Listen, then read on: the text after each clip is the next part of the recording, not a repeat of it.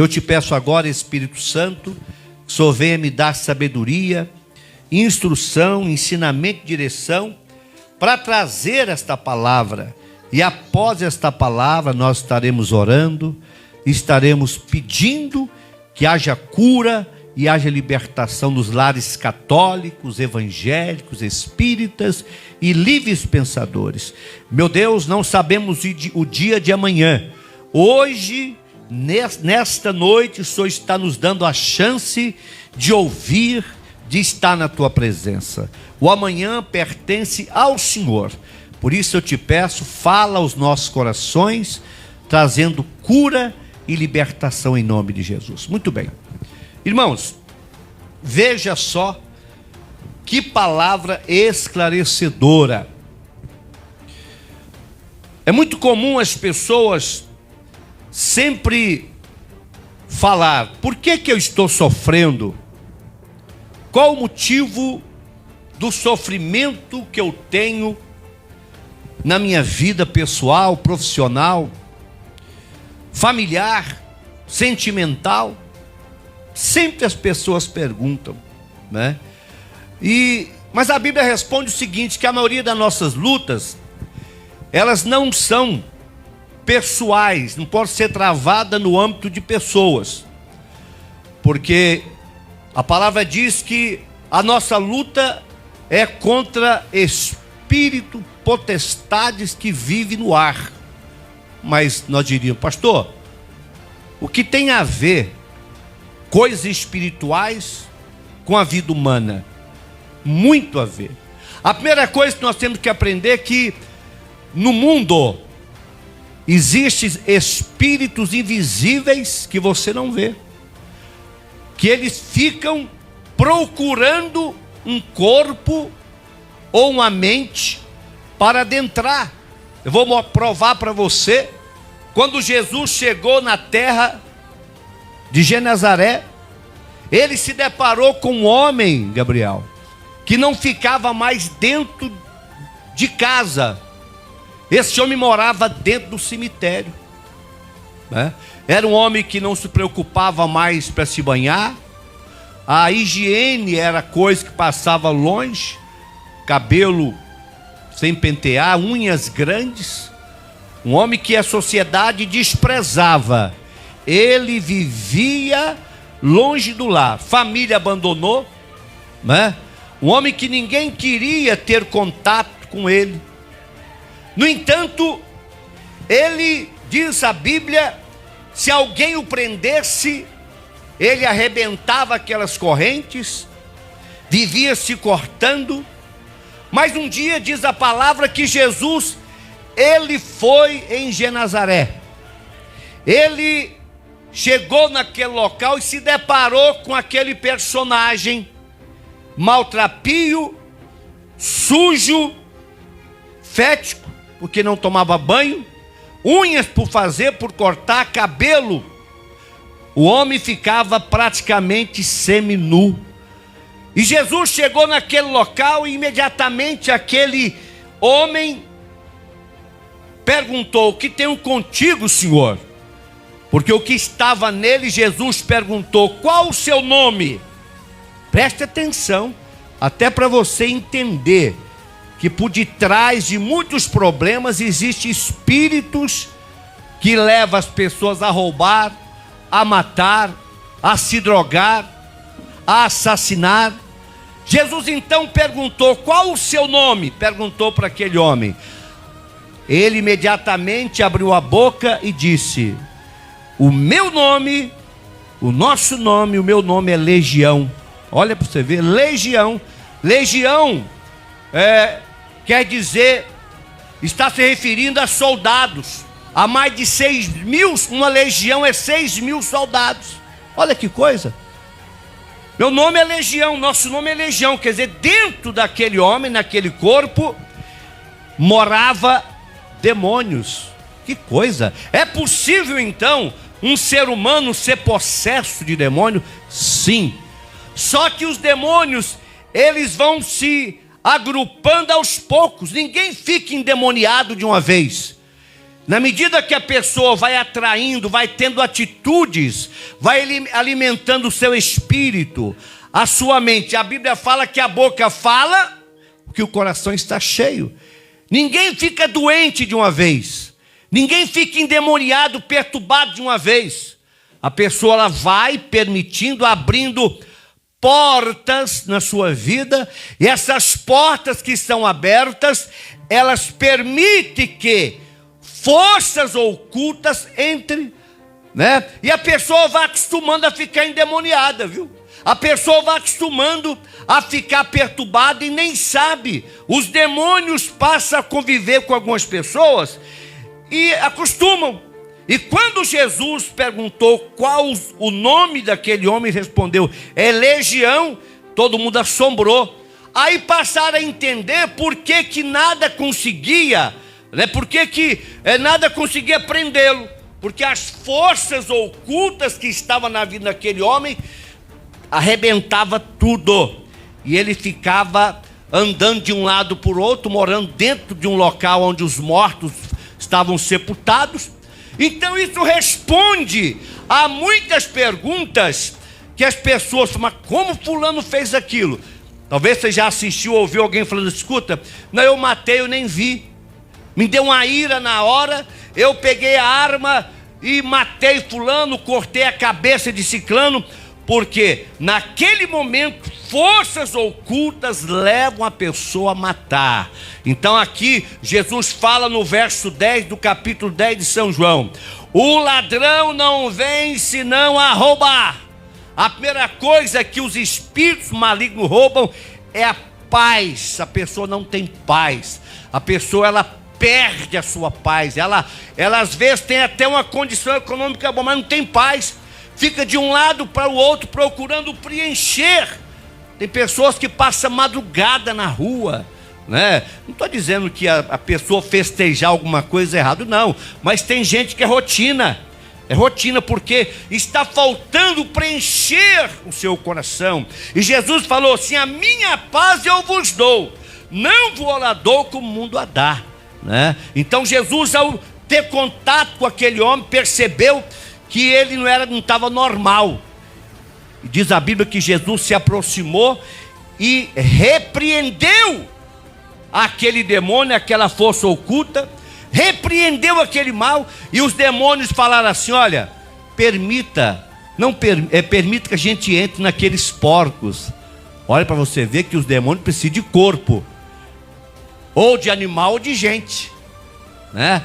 Lógico que ele prefere seres humanos, que o ser humano pensa, e ele pode influenciar o pensamento. Mata, rouba, faça isso, faça aquilo. Animal não. Quando os demônios entraram nos porcos, animal não pensa, não raciocina. Imediatamente aqueles demônios entraram nos porcos, os porcos ficaram perturbados. Diz a Bíblia que eles caíram na ribanceira, dentro da água, e morreram afogados.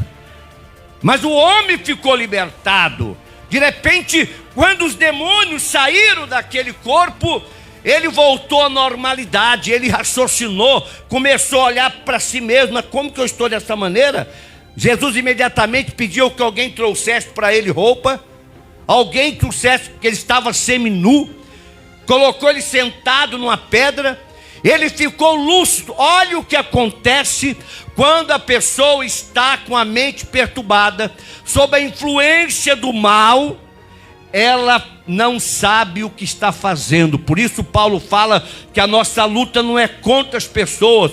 Existem homens e mulheres, até crianças, ficam endemoniadas. Eu estava na cidade de Corinto certa vez, e uma mãe levou um menino pequeno, dizendo: pastor, esse missionário, esse menino ele não dorme, esse menino, ele quando nós fomos orar, aquele menino ficou perturbado. Demônio também entra em criança, perturba a criança, né? E de repente aquele homem ficou lúcido, e todo mundo na cidade veio ver. Não veio vê-lo, vieram por causa dos porcos que morreram. Olha que coisa. Eles não estavam preocupados com o homem que estava libertado, mas preocupados com os porcos que morreram. Que coisa terrível, né? É como a pessoa que às vezes sofre um acidente. Aí o dono do carro fala assim, ao invés de preocupar com a pessoa que estava no carro, escuta, o carro amassou? Como é que está o meu carro? Como é que está a minha moto? Não se preocupa com o indivíduo, mas sim com o bem material. Lógico que os bens materiais são importantes, mas muito mais do que os bens materiais é a vida. E aquele homem estava, presta atenção o que Deus faz. Às vezes a gente vê pessoas e não dá nada por elas. Ah, aquilo lá é um bêbado, aquilo lá é uma prostituta, e aquele lá, nossa, aquilo lá, nossa, nem vou convidar para ouvir o evangelho, que lá não tem jeito. Olha, irmãos, nós nunca podemos desprezar as pessoas, por mais que as pessoas tenham marcas, tenham até nos feito mal, mas para Deus nada é impossível. Aquele homem era desprezado, irmã Luciana, ninguém queria saber disso. É lógico que existem pessoas que é só Deus para libertar. Se Deus não tocar, não fizer um milagre para fazer libertação, né? Aí ele estava lá, cabelo penteado, roupa trocada, alguém já providenciou que ele se limpasse, estava transformado. Aí as pessoas falaram assim com o Senhor Jesus, ó, aqui o senhor não vai entrar não. Meu Deus. Eles rejeitaram Jesus para entrar naquela cidade, porque Jesus tinha libertado aquele homem, e os demônios que estavam nele entraram nos porcos, e os porcos morreram. Então eles ficaram injuriados. Não podemos querer o senhor aqui não, o senhor não vai entrar aqui na cidade não. Olha o prejuízo, 2.000 porcos. 2.000 porcos estavam ali mortos, né? Mas em compensação, aquele homem foi libertado. Quanto vale uma alma? Quanto vale uma vida? Vale muito mais do que o mundo inteiro. Mas muitas vezes as pessoas estão tão apegadas aos bens materiais que elas nem sequer se preocupam com a sua salvação, achando que a morte é só para o vizinho, só para a reportagem que você vê lá na televisão. Meus queridos, a qualquer momento nós seremos interrompidos. A terra está gemendo, vulcão, tudo contelado. Nós temos aproximadamente 1.500 e poucos vulcões na terra. Lógico que nem todos estão ativos, mas quando há um vulcão que fica ativo, as pessoas ficam assombradas, né? Deus está sinalizando que nós temos que ter uma vida sim, correr atrás, batalhar, mas estamos atentos. E quando aquele homem, ele foi libertado, as pessoas vieram da cidade e falaram, Jesus, aqui o senhor não vai entrar. Quantas pessoas hoje, Gabriel, não quer que Jesus entre em suas vidas, porque não querem deixar aquilo que é errado. Porque existe coisa errada que dá lucro. Nossa, se eu virar crente, se Jesus entrar aqui, eu vou ter que deixar minha vida de prostituição. Se Jesus entrar na minha vida, eu vou ter que abandonar esse caminho que eu já estou há tanto tempo, e ele é facilitador para mim ganhar dinheiro. Quantas pessoas não querem permitir que Jesus entre em suas casas, em seus lares, mas naquela hora que o homem, ele foi libertado, presta atenção que coisa forte, olha que coisa maravilhosa, aquele homem recebeu a libertação e queria seguir Jesus. Não, Senhor, eu quero te seguir, eu não quero ficar aqui não, porque ele começou a lembrar, né, que o povo também o rejeitava. Porque a rejeição faz a pessoa se desgostar, né? A pessoa, quando ela é rejeitada, pô, puxa vida, minha família me rejeita, meus parentes me rejeitam, eu vou viver na rua, eu vou ficar longe, porque ninguém me quer. Então ninguém queria aquele homem, mas Jesus o libertou. Jesus entrou na vida dele de tal maneira que ele falou, Senhor, eu quero ser crente, eu quero ser crente, eu tipo assim, eu quero me batizar, eu quero me tornar um crente, quero te seguir. Jesus falou assim, ó, tudo bem, eu te libertei, mas eu não quero que você saia da sua cidade. Eu não quero que você saia daí, sabe por quê? Porque todo mundo sabe o tipo de vida que você levava. Eles não querem que eu entre na cidade, olha que coisa. Eles não querem que eu entre na cidade porque os porcos morreram. Mas você é da cidade, então você vai começar a pregar a minha palavra. Oh, glória! Você vai começar a testemunhar. Você vai falar para aquelas pessoas quando você morava no cemitério. Você vai falar para aquelas pessoas quando você dormia na rua, quando você estava perturbado. O que eu fiz na tua vida, diz a Bíblia, que ele se tornou um missionário. Olha que coisa interessante. Deus pega alguém que ninguém dá nada por ela, alguém que é rejeitada, fulano lá, coitada daquela mulher. Irmão, não vamos desfazer de ninguém, nem dos animais a gente pode desfazer, nada. Sabe por quê? Porque Deus, ele pega as coisas loucas, aquilo que não tem valor, né? Ele trabalha aquela peça ruim e faz um diamante precioso. E muitas vezes nós temos a ligeira impressão, começamos a achar que Jesus é só para uma classe média, que o evangelho é só... Não, irmãos, vinde a mim todos vós, que estáis cansados, oprimidos e sobrecarregados, que eu vos aliviarei. Glória a Deus por você que às vezes aceitou Jesus, né? Não teve tanto problema, você o aceitou por amor. A palavra encontrou lugar no teu espírito, alma, mente e corpo, mas existem pessoas que elas estão possessas de raiva, de ódio, de mágoa. É preciso que você, que tem a luz de Cristo, que você coloque à disposição de Deus e fale: Senhor, o que eu posso fazer para ajudar as pessoas que não te conhecem? Irmãos, Deus nos libertou, nos chamou, não é para a gente ser liberto e cuidar da nossa vida e pronto, não, porque a nossa vida está na mão de Deus. Deus proverá para você condição de você viver, mas Deus olha para baixo e pergunta assim: escuta, eu posso contar com você para ajudar aquele que não enxerga, que não conhece a minha palavra? Eu posso, pastor, como é que eu... Irmãos, às vezes quando falam em ajudar, a gente pensa só na área financeira. Não, também se você puder, né? Também se você puder matar a fome daquele que não tem, faça isso, não vai te faltar. Mas muito mais do que matar a fome, muitas vezes Deus olha para baixo e fala assim: escuta, dá para você tirar um tempinho para você pegar, fazer uma lista daqueles amigos seus que você conhece, daquelas amigas suas ou dos parentes que você tem. Dá para você fazer uma lista e tirar pelo menos uns 10 minutos por dia. Você fala assim: ah, pastor, Deus, eu não oro nem para mim, como é que eu vou orar para alguém? Talvez o nosso maior problema é que a gente quer provar e ver como o Senhor é bom, mas nós não queremos fazer aquilo que Ele manda a gente fazer. Porque fazer algo para Deus, olha o que Paulo fala em Romanos 12:2: rogo-vos, pois, meus irmãos, pela misericórdia de Deus, que apresentei vossos corpos como sacrifício vivo, atuante.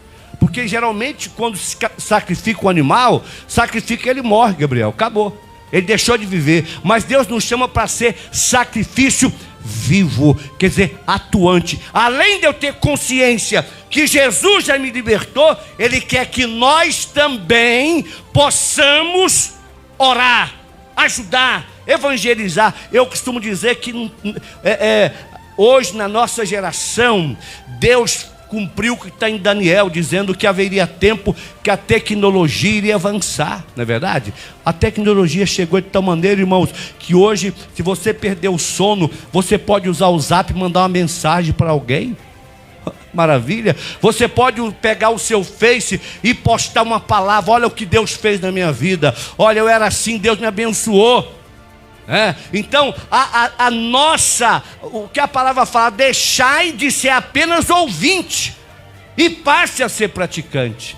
Temos que sair do nível apenas de ouvinte e falar: Senhor, o que eu posso fazer, meu Pai? Se o ladrão está roubando, matando, destruindo, você, nós temos, irmão, por mais fraco que você seja, por mais fraco que eu seja, quando você abre a tua boca, quando você fala de Jesus, o Espírito Santo fala através da tua boca. É como um rio de água viva que sai através de você e ajuda aquele que está precisando. Creia dessa forma, creia dessa maneira. E quando aquele homem foi libertado, os demônios saíram dele. Sabe o que aconteceu? Ele se tornou um missionário. Ele começou a pregar, a falar em Decápolis. Decápolis eram 10 cidades ao redor. Ele começou a anunciar. Você fala, pastor, mas como pode? Um homem que tinha demônios. E daí, irmãos? A gente vê assim, nossa, aquela mulher era uma prostituta, agora ela prega. E daí Deus limpa. Não podemos falar que é imundo aquilo que Deus já libertou.